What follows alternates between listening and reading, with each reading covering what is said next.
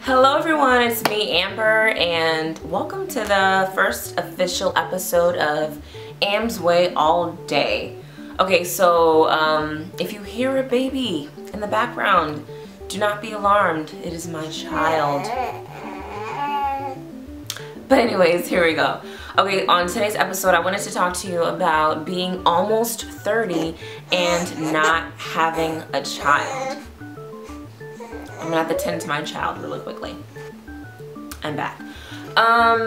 So on Facebook I saw this discussion about a young lady who was being harassed, I guess you could say, by people in her family, just older people in general, who were saying to her like, wow, you're almost 30 and you don't have kids.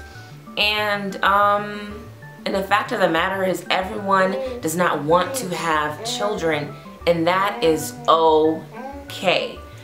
I really can't understand why people think that everyone should just follow this guideline for how we are supposed to be in life, when the fact of the matter is that we're all different people, and that's what makes life fun and interesting. But nonetheless, I feel like I've shared this at one point or another, but I never wanted to have children at all. My goal was at the age of 30, I would marry a guy who was 40 or 41 who had already had children and decided that he just wanted to spend the rest of his life with someone that he loved, which would of course be me. And of course my actions did not lead me to the plan that I had for myself, but nonetheless, where I am right now, I could not be any more happier. The reason why I did not want to have children was because I was selfish. And I'm not afraid to admit that I was really selfish. And I think that's why, I'm not going to say that, maybe not a lot of people, but I know that, and that's the case for other people as well. They don't want to focus their attention and their money and their assets on another living being, and that's totally understandable. Like, why should you be forced to do something that you don't want to do, especially if you don't feel it's for you? I think it takes an amazing person to be a mother. It takes an amazing person to be a father.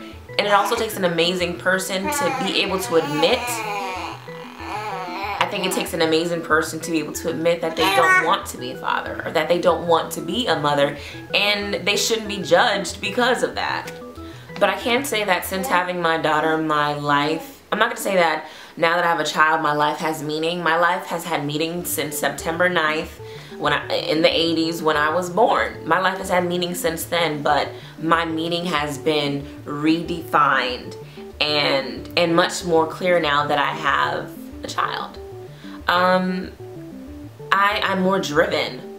I'm happier, I'm funnier, I read more, I work out more, I'm healthier. I feel like the Amber that I was, I'm still Amber, but but the vision that I have of myself and for myself has become much more clear.